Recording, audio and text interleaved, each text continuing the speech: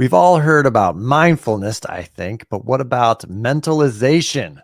Today, we're talking about how this little known concept could possibly help us understand ourselves, understand others, and connect with God better. This is the Embodied Faith Podcast. I'm Jeff Holzclaw, joined with Sid Holzclaw, and we're helping you move forward by examining and looking at a science or a neuroscience informed spiritual formation. And as always, we're brought to you by Grassroots Christianity, which seeks to grow faith for everyday people.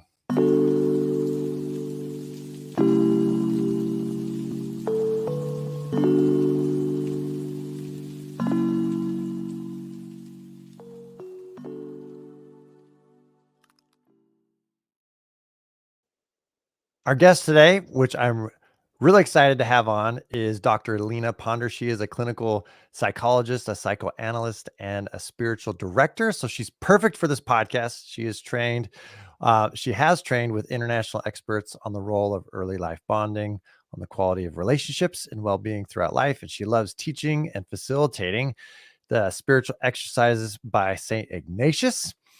She, along with all of us on the podcast, just marvels at the profound intersection of psychology and spirituality.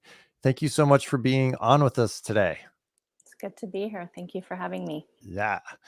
Well, you kind of gave us the story a little bit before we jumped on the air, but how did you get into this kind of bridging between psychology and spiritual formation, becoming a therapist, but also a spiritual director? How did God lead you in that kind of journey?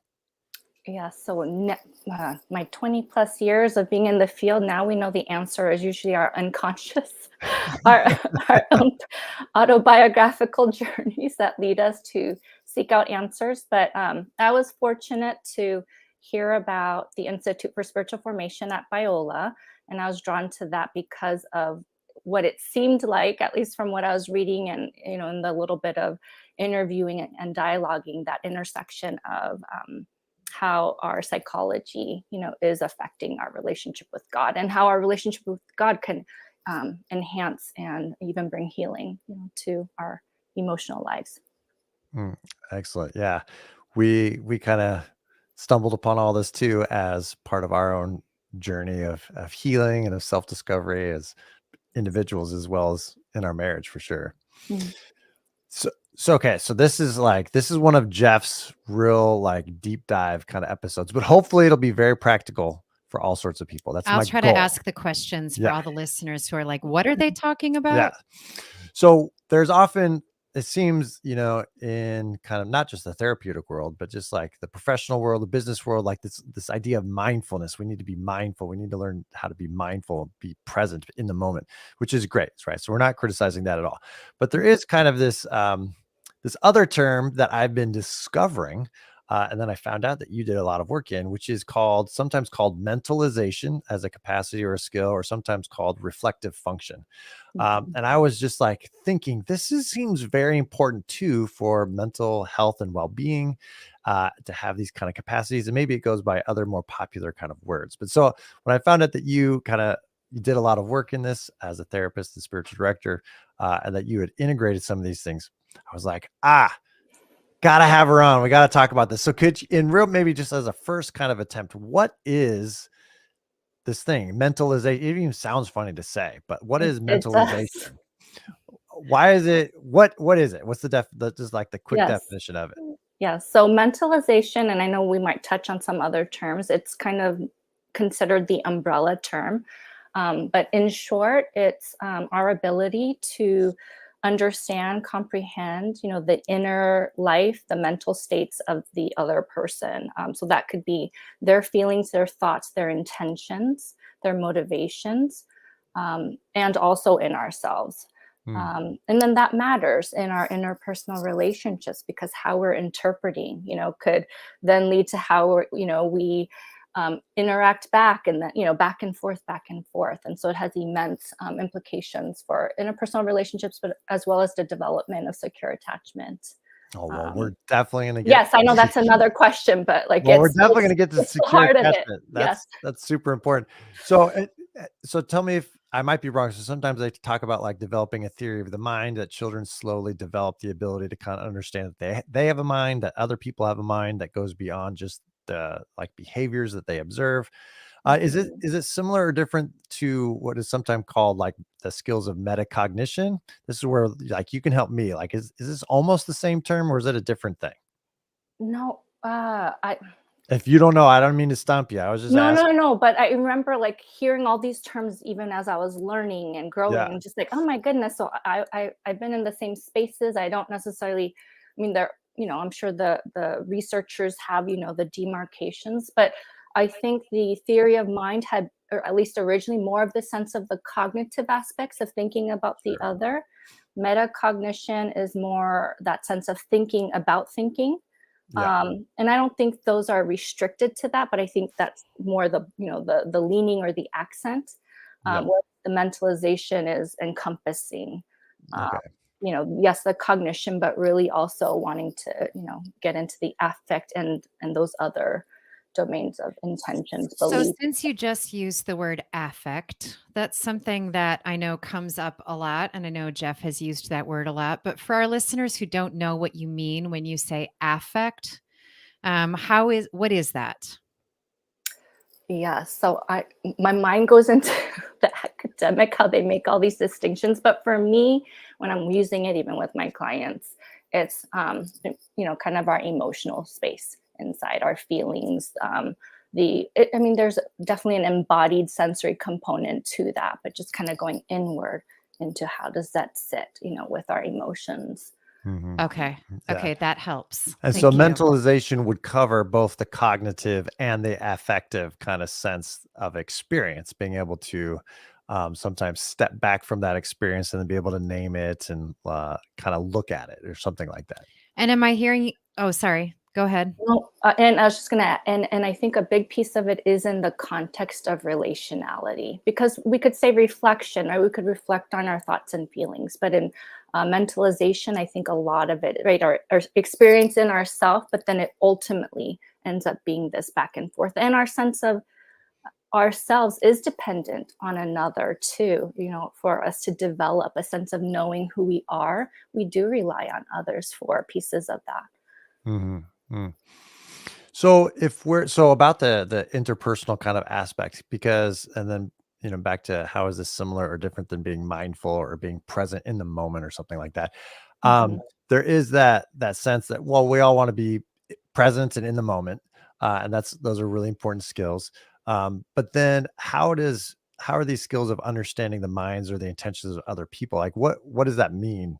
Like or as a skill, like how would you kind of help if you came across a client that you felt was deficient in some of those skills? How would you talk to them about it, or how would you help them kind of grow in Mhm. those things? Mhm. Um, I think, I mean, usually, I try to lean in, towards wherever my client or whoever I'm with, where they are with their experience, their perception, how they're understanding the situation. And then building reflective space, building that pause. I mean, that's kind of the first Mm, movement. I think spiritual direction, just almost innately just has that as part of that contemplative right. space with a lot more silence and stillness, and that's essential.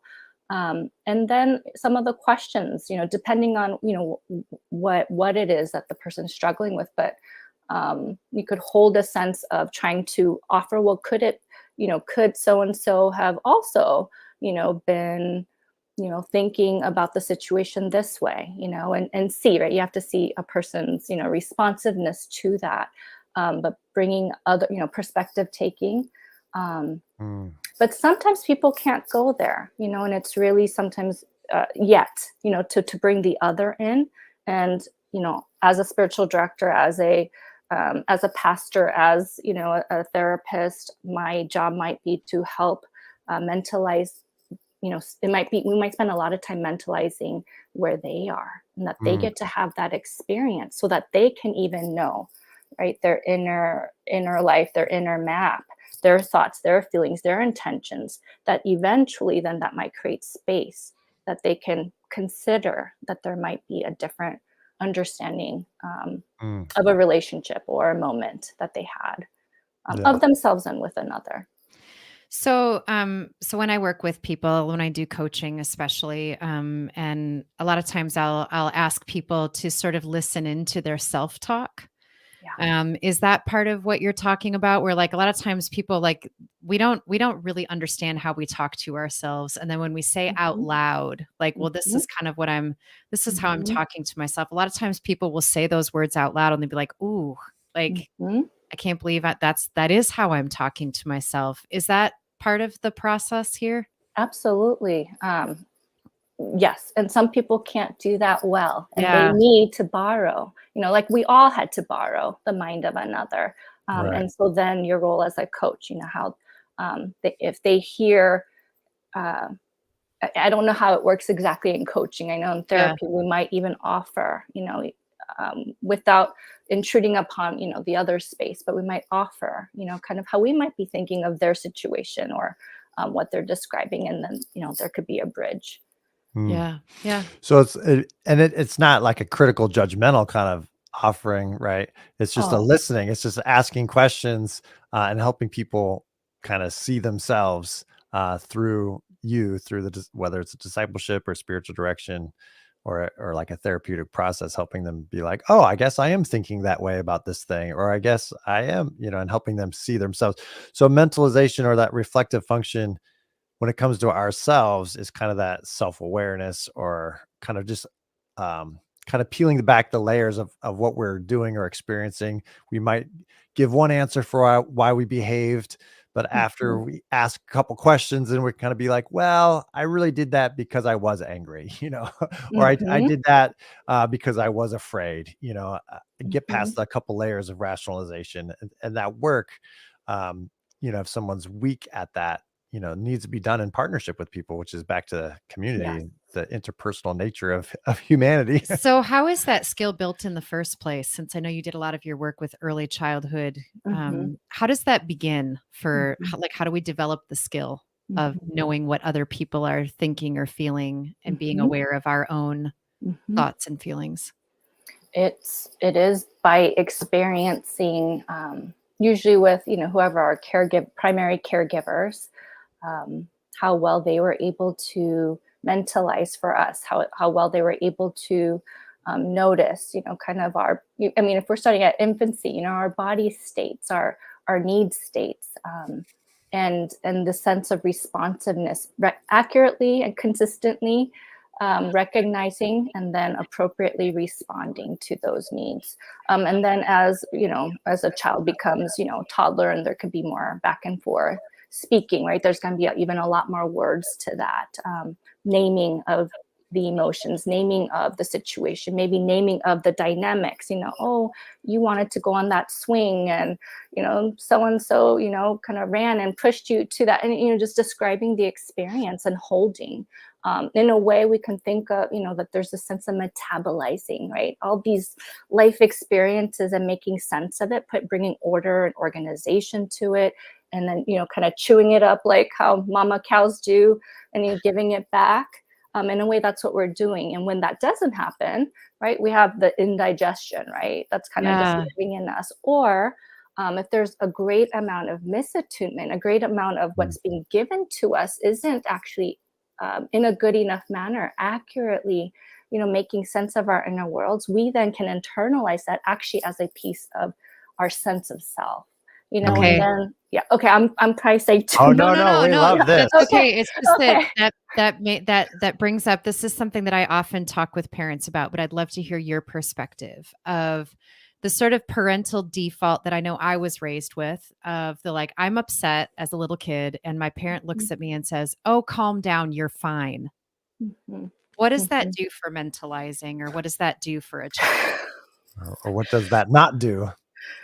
Yeah, so I'm laughing because I'm like, okay, wait, like I don't know who your audience is, and Well, just no, I all know the I don't wanna parent guilt. No, no, I no. did it Yes, myself as a parent. Like, yes, there were plenty of times I did yes. it as a parent, so I'm not, like, being I No, don't no, ask that judgmentally, but just, like, I don't. as Yeah. I learned more and more about attachment and about the internal life, I was like, "Oh my goodness, I was doing my kids such a disservice when I said, 'You're fine,' because they don't feel fine." So I'm just curious Yes. what your Yes. No, Yeah. no, no. And I'm kind of joking, but not, because just the whole parent guilt world is Right. And real. I don't want to add Yes. to that. Yeah, Yeah. we're all doing the best we can, but I'm just wondering Absolutely. how we Yes. can offer an Yes. invitation to anybody who's currently living in that you're fine.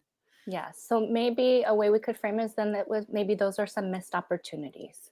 That those were some missed opportunities to be able to walk into, right, our little kids' inner worlds, and be curious, find out, accept, right. That's okay. What was happening? Yeah. Why are you? What happened? What are these big feelings about? And then being able to process a bit, and so then they can internalize from that. Okay, my feelings are okay.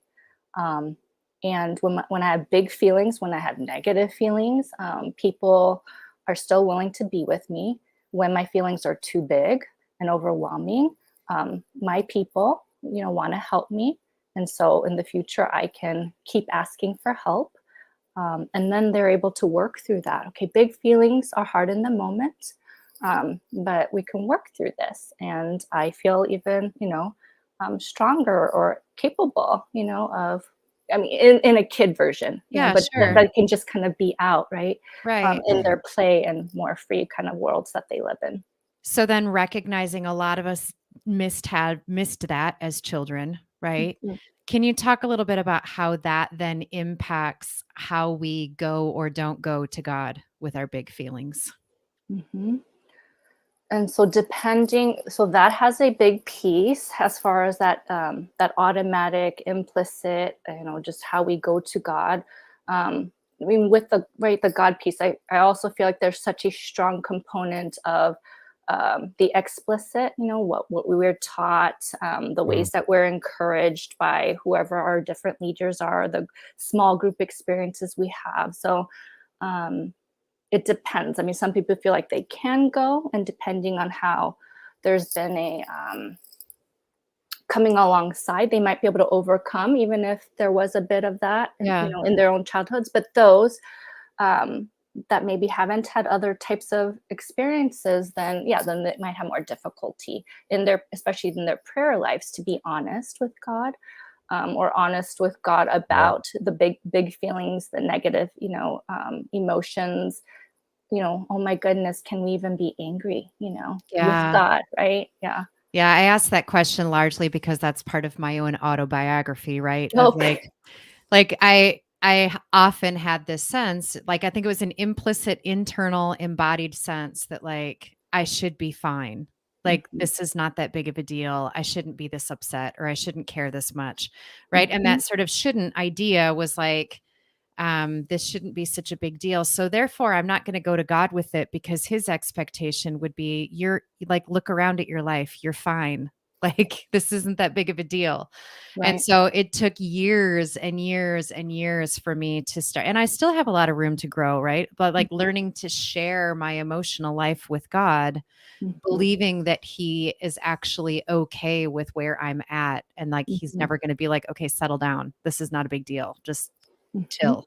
mhm. So that's why I asked the question is Yeah. because for any other listener out there, right? Like we often are encouraged to bring your emotions to God, but it doesn't always feel like God Mhm, would want our big emotions or that it's okay to bring our big emotions. So I just wanted mhm, to mhm. pause for a moment, have that conversation. So yeah. Yes, and I'm wondering what, and if you want to answer autobiographically or clients said, um, but what mediated, right, for you? What helped you to know and see that maybe it could be a different experience? Yeah. Yeah. For me, it was really learning gratitude and appreciation and, learning sort of to be able to connect with God in a more personal way through a prayer style, Emmanuel prayer, which Mm, is, Carl Lehman and Jim Wilder have talked about that.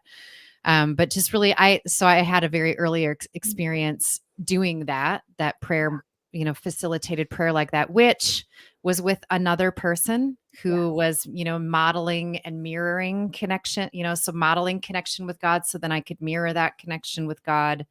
And then also in the midst of having that connection with God, just having him sort of surprise me encountering me in a way that I had never known. I mean, Jesus played hide and seek with me. I was like, that was completely outside my categories of what God would or would not do. And so that sort of broke the mold and gave me that curiosity of maybe God can do all kinds of things I didn't know God could do. So for me, that's how that began, was that sort of disruption of the narrative that I had and the idea that I had of God being more like my parents and less like, who he reveals himself to be. Yeah. Yeah. So I think taking these questions about emotions, I want to bring it back to like now it's the 20-minute mark of this episode. I think I could ask like the mentalization question, which is something like, I think sometimes, especially if we were raised, well, regardless of raising, sometimes we can get into the place of like, I exist as this emotion. Like this emotion now spontaneously is coming out of me. I have no control. And I think sometimes in culture, we kind of, we're kind of encouraged that way. It's like, don't stuff your emotion. Your emotion is good, it's natural, or something like that. But mentalization will kind of take a little step back from that, at least as far as I understand. You can let me know. And it'll kind of say something like, um, what if we shifted from I am angry or I exist as angry to I am a person who is feeling angry at this moment because of the situation that I'm experiencing. And so there's creating a little distance between who I am as my core self, however you think of that, and this feeling of emotion or anger. And then it also puts it within a certain context so that I can kind of understand it. And so that's kind of how I was thinking of mentalization, or these skills of being able to create a little bit of distance. And sometimes that's a negative thing, but is that kind of true? Is that kind of how sometimes you help people to kind of understand and narrate their existence, or am I off there? Oh no, I don't think you're off, and you're not off in how needed of a skill this is, especially right now. Yeah. Um, and I would say yes. I mean, if we can even just pause, and then yes, step back and reflect, that which I think is what I'm hearing you describe. That would Mhm. be really helpful. And then in that place, if it's I'm angry, again, trying to understand what is, what, right, breaking it down. I don't know what the situation is. If it involved another person, it may not have, but breaking that down even more. And then if there are, if it's impacting our beliefs about ourselves, if, other ways that I'm angry and that's the only conclusion about this, and the ways that it's bleeding over, I think that, I can step in. It's not just the pause and the reflection, but it's how it bleeds into Mm, our mhm. thinking, our believing, our motivations, and how we assume that of others and the world that we're Yeah. navigating. I like that thought of Mhm. like the pause. So it's just Yeah. like just creating a little bit of distance. And that's if we talk about how we relate to other people, then having that pause when it comes to what I believe, Sid's sitting right next to me, right? So it's like instead of you've done this because of this, it's something more Mhm. like I feel like um Mhm. I don't know what, right? Or what's happening beyond just my experience of you. Like maybe something is happening in Sid's life that I'm unaware of currently. And Mhm. I shouldn't take these things personally. She's withdrawing because she feels sick today, not because I said something wrong or something like that. Mhm. Mhm. Mhm. Yeah. Yeah, I was just going to say, so for anybody who's not, how would you give people like a sort of a baby step towards starting to work on taking that pause and or reflect? Like what kinds of questions might people start asking themselves? Mhm. If we're focusing just on I mean, there's the going into, bringing our spirituality into it, but just what's happening? What am I? What are my thoughts? What are my feelings? What are my body sensations? Just starting right there could take a long time to Yeah. unpack for many, and then you know bring then separately, thinking of maybe what could be going on for the other. What am I hearing, what am I noticing, that they're saying about their thoughts, feelings. If it's an interaction, right, considering, okay, well, I'm thinking this is why they're behaving this way, or why they did this to me, or that type of thing. But pausing on that, okay, what could be going on for them? Could there be, right? The question of, could there be other possibilities? Right. Right. Those are just ways to break that down. And then, I mean, with our relationship with God, bringing similar types of questions, and actually this piece of we some people are more comfortable to access their inner worlds if they're talking about it in the context of their faith. Yeah. Not, I mean, there's a spectrum, but some people feel a lot more comfortable there. So even being able to access, okay, well, what are your thoughts about God's thoughts right now? What's your understanding of God's feeling towards you? In general, sure, but in this moment, especially when there's this active, alive, experience going on for the person, but right, this building of considering God, and then even thinking about, okay, what does God think about how you think about it and how you're feeling about it and your Yeah. perspective about it, but yeah, just kind of going back and forth in those ways, but it's slowed down. And that's one of the reasons why I love the spiritual exercises of St. Ignatius, because there are so many different points of reflecting this way, right? I mean, from the examine, to talking with God, right? The colloquy, or, I mean, you might be able to, you just took three people through this beautiful. We should probably do a whole practice. nother episode, just the two of you, and you could just talk about it for And an I'm trying hour. to hijack this podcast right now. Sorry. No, we probably should. No, I think that's a great little moment, just to sort of step in, and that, like, and maybe you could speak a little bit about, like, why do you see it as being so essential and helpful for people to really use, like, Ignatius was a huge proponent of imagining ourselves in the story with Jesus. And how does that relate to this mentalization or to the inner life Mhm. there? Mhm. The brilliance of the imagining, and entering in, is that you're bringing as much of yourself as possible, and then that allows as much as possible to get, activated, that we're already carrying inside. And because there's such a commitment, right, in the spiritual exercises of daily, if you're doing it over the 9 months, 9 months, so it's just over and over and over, and kind of getting in there and bringing it to God. I think is a big part of the genius there. Yeah, well, and I know that when I'm leading people through, when I'm offering a retreat for people, leading people through, I'm always asking the question, what perspective did you have as you were? Because a lot of times people will describe a story. I'll say, were you experiencing that in the first person kind of way? Yes. Like, where did you find yourself in that? Yeah. And a lot of times I found that people begin with sort of a bird's eye view, like a sort of third person narrator kind of view. And it's only after practice that they're actually able to, like, be a witness, like, in the story. I'm a character in the story. I'm not just narrating or observing from the outside. Can you say something about what might be happening for people when they go from that sort of third person into being a person in the story?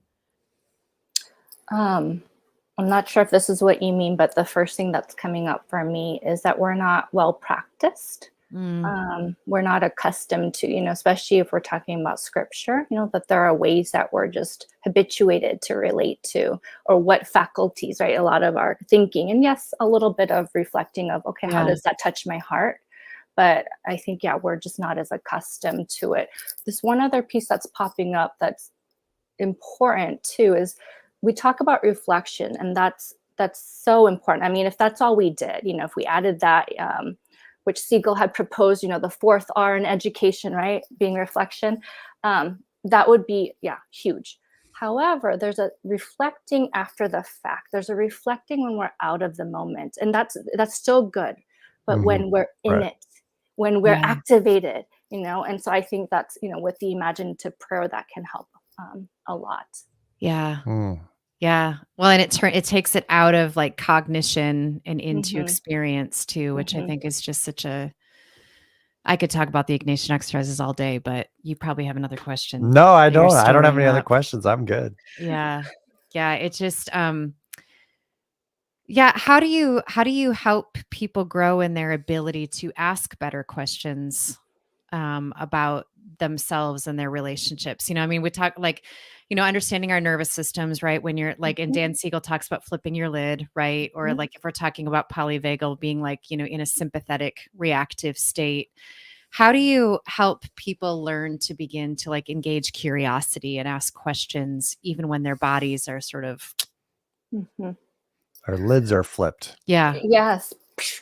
Um, well, the biggest piece is my embodiment, with them, right? It's the modeling, it's the offering, it's that mentalizing, it's the Yeah. contain. I mean, if they're if their lids are flipped, however the right way to do that, but they need some containment, and then if it's still confusing, right? It's my attunement, it's my offering of my way of understanding, and hopefully matches them in a good enough manner of what that might have felt like and the implications of that. And over time, right, this is the implicit way that can get internalized. And then simultaneously, right, that, and Siegel writes a lot about top down, so that's the explicit, Yeah. and then Yeah. the bottom up. So I was talking about the bottom up implicit. And so simultaneously, we can also offer, to our clients, give them, a couple of the explicit questions to sit with, or, okay, maybe right now, do you notice, things got, whatever the language, things got big. Okay, so, how about we take a pause, or let's, we'll be still together, but kind of teaching them explicitly, just so they have something to hold on to, and that there's an organization there. But I think our big gift is our, Yeah. implicit relational offering. Yeah. Yeah. That it Mhm. makes me think of a practice that I love to do with people, Mhm. which is just Emmanuel journaling, which is the going through the prompts of like, what can I be thankful for? Like, what do I appreciate about God? And then how do I imagine God receives my appreciation when I Yeah, say thank you to him? yeah, And then just going ahead and journaling, like, if God is looking at me right now, what would he say he sees as he looks at me? And then what does he yeah, hear? What does he understand about what he's seeing and hearing? And then how is he with me in that? And then how is he for me? Like, what does he want to do in this space? yeah, And so that, like, I'm just like in the absence of having another person who can be attuned to you like that, having that ability to be able to say, God is attuning to me too. yes, Nobody's ever going to understand my internal world the same way that God does, yeah, because God knows me like deeper than I can never explain myself as thoroughly to Jeff as I would like to, right? But I don't have to with God because he's always attuned. And so that is just, a way that has helped me a lot with mentalizing too, I think is yes, that. Yeah. beautiful. Mm. Well, thank you so much for taking just a little bit of your time. Did you have another question about attachment, Sid? I I know probably have several more, but we we're at our didn't, half hour yeah, we mark. didn't So quite get to the secure attachment. Outside of just, I could just say, it seems like the research is showing that what we call as attunement, or the ability to build or to offer secure attachment, comes from this ability of being able to read and express minds one to another, and mhm. not just minds cognitively, like you said, Lena, but the Mhm. affective state. Oh, I can see that you're upset. Yes. Oh, I can see that you're sad. In ways that maybe they don't even know, like, because a lot of us, have been, they see someone like a friend and they're like, oh, are you doing okay? And then they're like, oh yeah, I'm doing fine. And you're like, no, because Mm, you don't look fine, right? And Mhm. so, even interpersonally, we can Mhm. know how someone is doing, maybe even better than they know, right? And that Mhm. comes not from just knowing the person, but it's because we have developed that capacity Mhm. to kind of understand minds and bodies and how all those things fit together. And that leads to secure attachments, and we will just leave it at this, that Jesus has come embodied and has lived with us to attune to us so that we can attune to God and that we can build secure attachment. So, but thank you so much. Any last thoughts or questions I know usually you're on the question seat and we've put you into the answerer seat today. Any questions or thoughts you want to end with before we go? Just let's do this again. I mean, even if it's offline, yeah. I'm just like, Yeah, for oh, this is sure. fun. Yeah, thank you for having, Well, I yeah, do mean, me like, on. if the 2 of you would get together, just do a whole episode on this, the Ignatius that would probably be a huge benefit to all of our listeners too. So maybe we'll get that'd that be on the fun. schedule. And if you are listening, be sure on Facebook or on any ways in the interwebs, let us know that is something you all would be excited about. Well, thank you again so much. Please like and subscribe, all you listeners, on YouTube, Facebook, or wherever you're listening to this. Um, and yeah, we'll do this again sometime. Thanks so much for your time, Lena. Oh, It was thank wonderful to you. have a conversation with you. You Yeah. as well. All right. Take care. Oh, don't go anywhere. Oh.